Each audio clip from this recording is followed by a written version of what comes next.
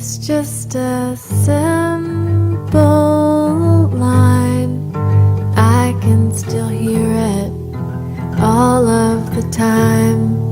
If I can just hold on tonight, I know that nothing survives. Nothing survives. I think I'm turned around. I'm looking up, not looking down. And when I'm standing still,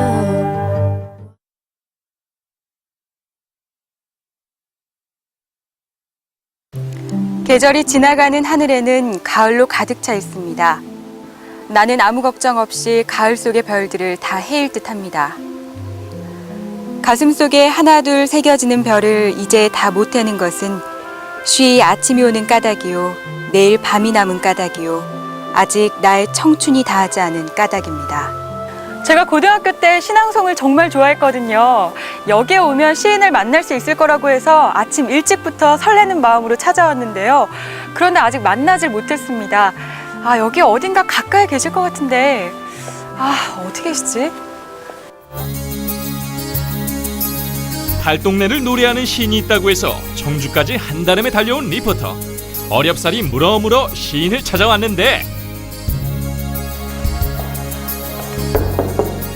혹시 김영범 시인 아니세요?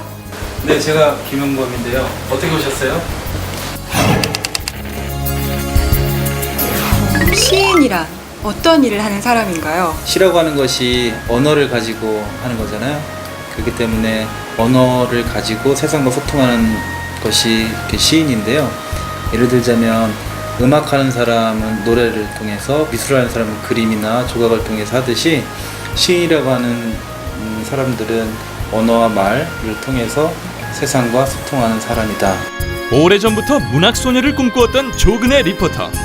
이왕의 시인을 만났으니 시 한 줄 쫘르르 써내려가는데 이렇게 시를 쓰기만 하면 모두 다 시인이 되는 것일까? 공식적으로 시인이 되는 방법은 신문사나 그 시전문 잡지 같은 경우가 많거든요. 그곳에서 응모를 합니다. 신인상 응모를 하면 본인이 작품을 응모를 해서 그곳에서 심사를 거쳐서 당선이라는 것이 되면 기성 시인으로 등단을 하게 되는 거죠.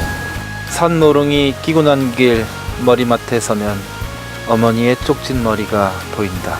새벽거리 날품 팔러 나가시던 어머니 따라 비알길 골목 끝나는 낮은 담벼락, 아침 해가 떠오를 때까지 쪼그려 앉았던 그 날들이 보인다.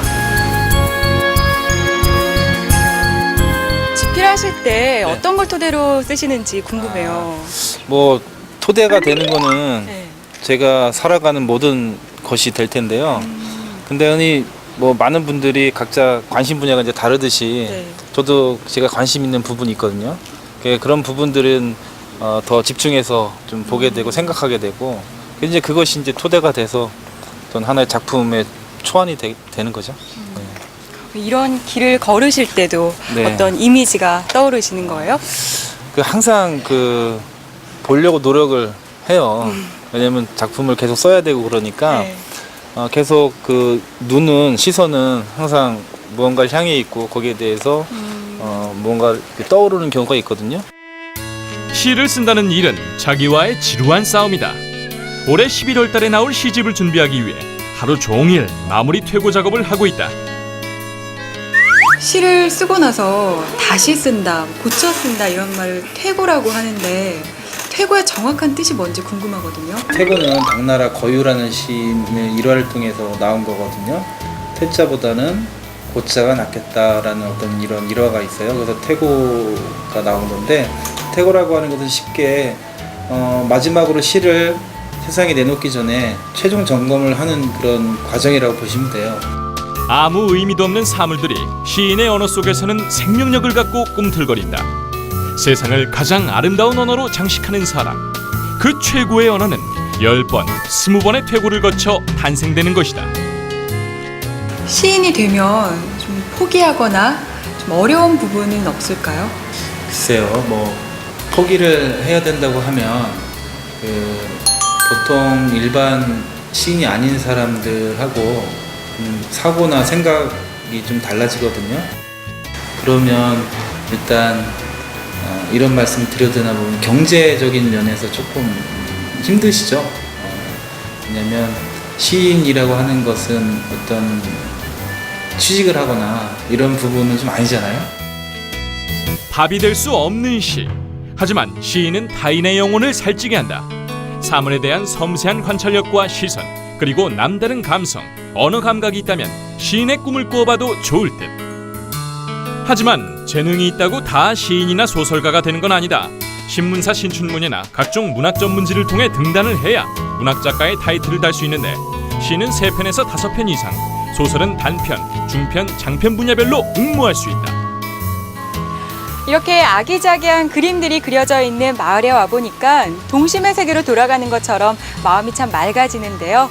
여기에서 좋은 시인도 만나뵙게 돼서 정말 좋았습니다.